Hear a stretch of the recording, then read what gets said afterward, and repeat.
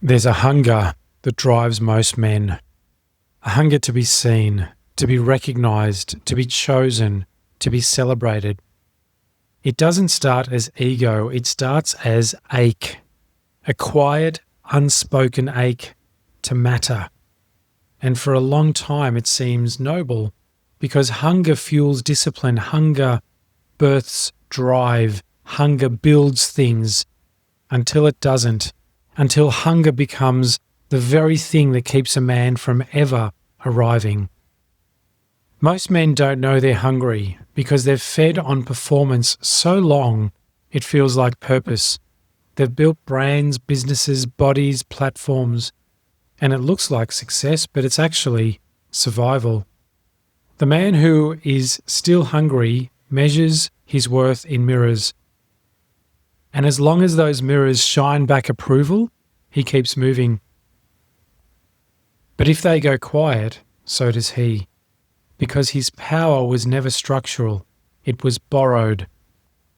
To no longer be hungry is to not be full.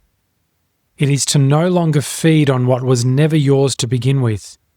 It is to stop consuming applause like oxygen, to stop checking for likes like lifelines, to stop needing your name to echo in someone else's algorithm to know you exist.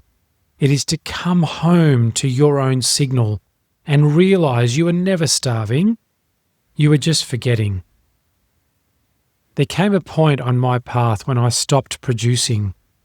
I stopped producing content, not because I had nothing to say, but because I didn't need to say anything.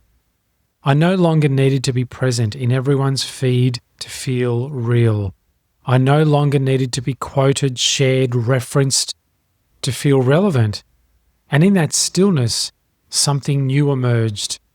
Not absence, not silence, but sovereignty. A rhythm not built on reaction, but on resonance. A kind of peace that didn't need to be posted about every day. The man who is no longer hungry doesn't shrink, he sharpens. His words become fewer, but they land harder. His actions become slower, but more precise, more exact. His movements become quieter, but more magnetic. Because he no longer builds for applause, he builds for alignment. And people feel that. They don't always understand it, but they feel it. Because hunger has a scent, it has an energetic signature. And when it's gone, trust enters the space. A woman can feel when a man is still hungry, hungry to be right, to be praised, to be needed, and it creates pressure, distortion, demand. But when she encounters a man who is no longer feeding on her reaction, she relaxes because now there's no cost to loving him.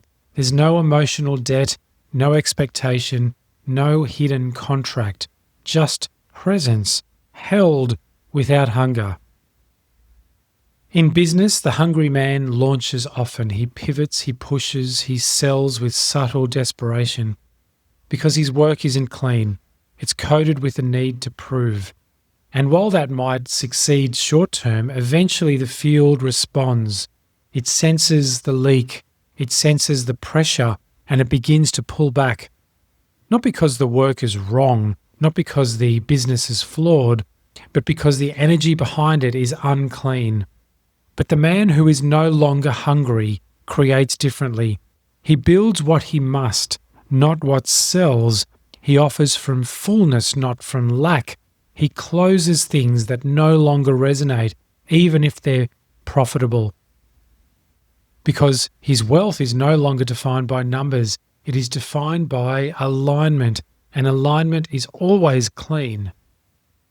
There's nothing wrong with being hungry. Not fundamentally so. It's often the first spark. It gets you moving, it shakes you awake, it gets you out of the fog. But if you don't evolve beyond it, you become a slave to it. And eventually, you won't know who you are if the world stops feeding you back. That's the real loss.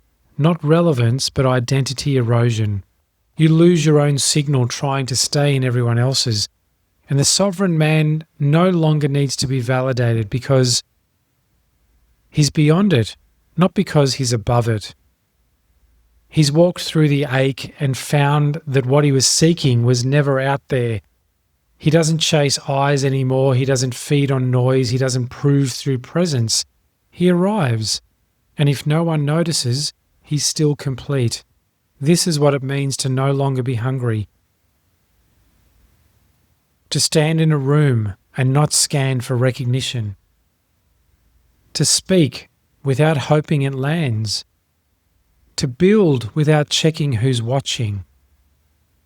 And to rest fully without guilt, because now you are no longer consuming your life to make it feel real. You are inhabiting it fully, clearly, coherently. You don't need to be full of noise to be full of power. You don't need to be fed by others to feel alive. You only need to return to the place inside you that never needed to be fed in the first place. The hunger was always just a story, and the ground beneath it was always still. Welcome to The Architect Speaks.